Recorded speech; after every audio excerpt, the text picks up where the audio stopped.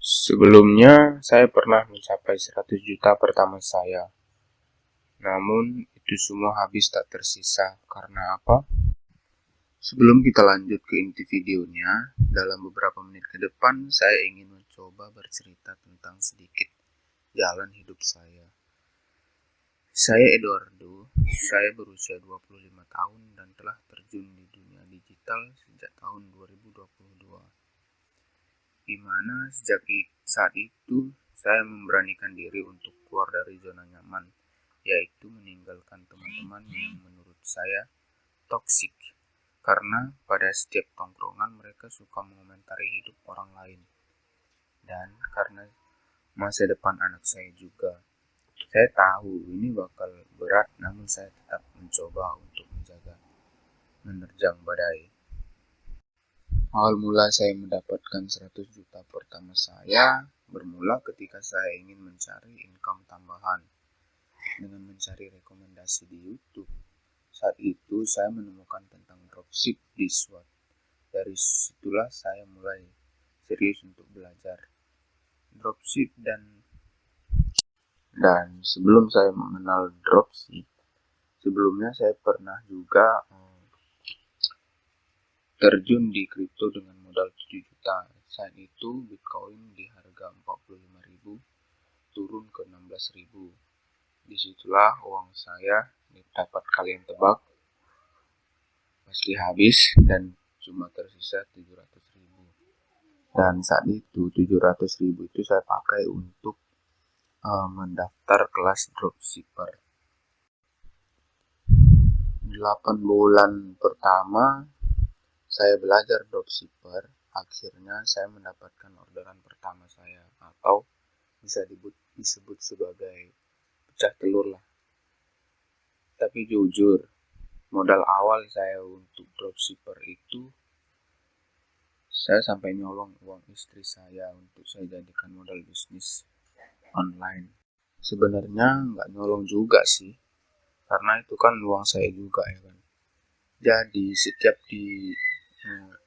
setiap gajian, misalnya berapa ya, misalnya 1.100.000 gitulah misalnya. Nah itu 100.000-nya saya ambil buat modal untuk dropshipper ini.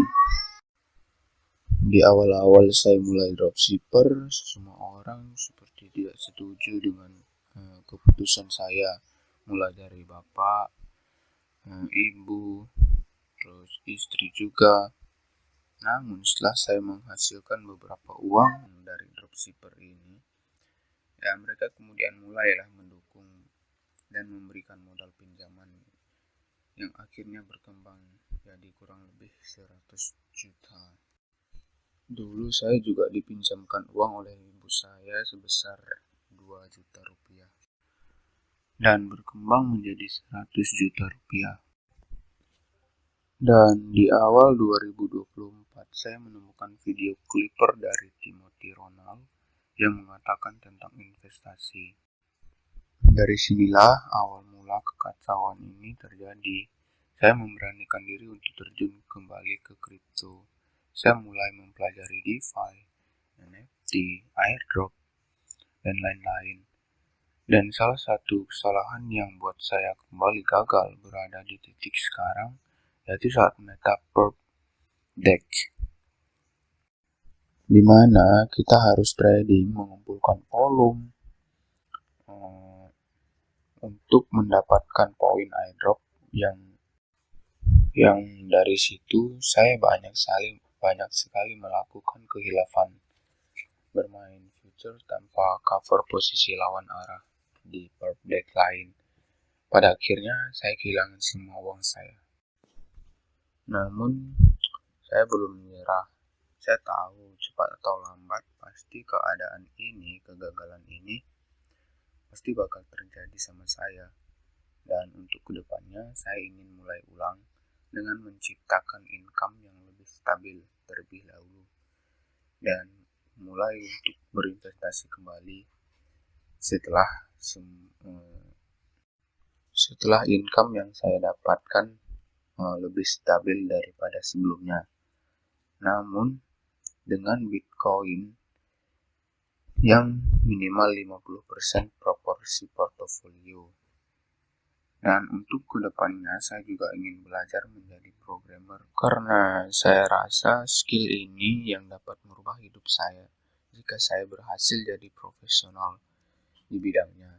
Dan saya rasa ini juga sesuai dengan ketertarikan saya kepada Web3. Buat kalian yang sedang mengalami kegagalan seperti saya, ayo bangun dan berjuanglah. Jangan biarkan mereka menarikmu kembali ke jalan lingkaran setan. Oke, terima kasih telah menonton dan sampai jumpa di video selanjutnya. Jangan lupa subscribe. Bye-bye.